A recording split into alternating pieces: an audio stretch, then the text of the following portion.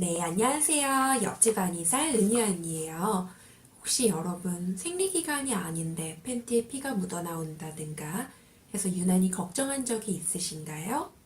생리기간이 아닌데 자궁출혈, 질출혈이 있는 증상을 가리켜서 우리가 부정출혈이라고 해요.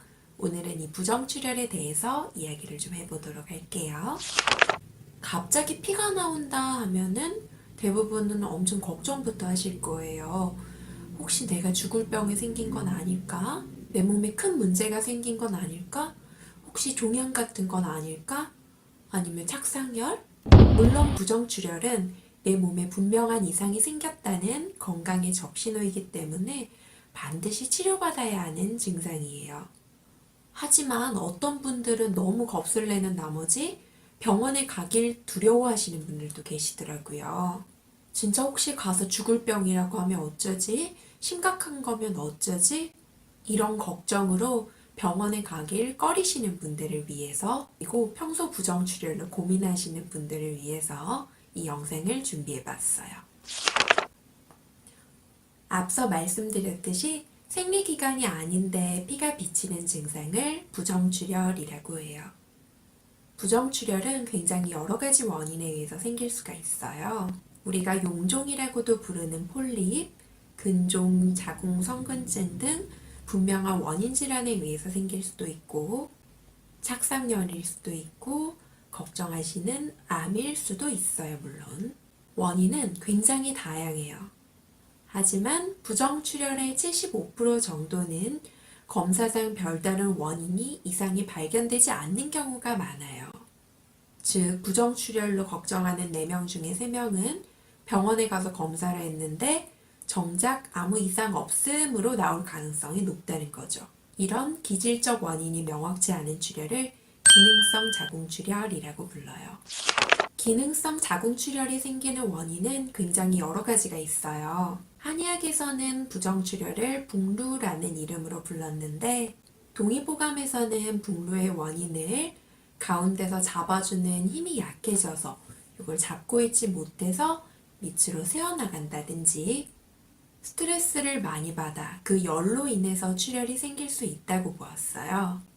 실제로 부정출혈로 오신 분들과 상담을 해보면 과로를 굉장히 오래 한 뒤에, 수면 불량이 오랫동안 지속된 뒤에, 스트레스를 심하게 받은 후에 생겼다고 하시는 분들이 많아요. 한의원에서는 평소 대사 상태, 생활 습관 등을 바탕으로 한 상담을 토대로 부정출혈의 원인을 진단한 후에 이 원인을 해결해 부정출혈을 치료해요. 예를 들어 스트레스로 인해서 열이 많아져 부정출혈이 생긴 경우 열을 풀어주는 한약 치료를 통해 출혈을 먹게 해요. 물론 처음에 팬티에 피가 비치면 걱정되는 분들이 많으실 거예요. 하지만 죽을 병 아닌가 걱정하는 것과는 달리 4명 중 3명은 별다른 이상이 없는 기능성 출혈인 경우가 더 많고, 기질적 출혈이라 하더라도 죽을 병이 아닌 경우가 훨씬 더 많으니까 너무 걱정하시지 마시고 우선 검진을 받아보시길 부탁드려요. 만약 근종이나 폴립, 성근증 등의 원인 질환으로 출혈이 발생한 경우에는 이 원인 질환에 대한 치료가 필요하고, 별다른 원인이 없는데 출혈이 지속된다면 이는 기능성 자궁출혈이니까 한의원에서 반드시 치료를 받으시는 게 좋아요. 사실 출혈이라는 사실이 워낙 크게 느껴지시겠지만 기능성 자궁출혈은 한의원에서 치료가 잘 되는 질환 중 하나예요. 부정출혈은 우리 몸에 문제가 생겼다, 내 몸이 정상적으로 돌아가기 힘들다라고 내 몸이 힘들어서 보내는 신호예요. 스트레스나 과로, 수면 불량으로 내 몸의 밸런스가 깨졌을 때 나타나는 신호예요. 이 신호를 무시하고 내 몸을 방치하면 더 큰 건강 문제로 이어질 수도 있으니까 반드시 적기에 치료를 받기를 바래요. 그럼 다음번에 더 건강한 모습으로 만나요. 안녕.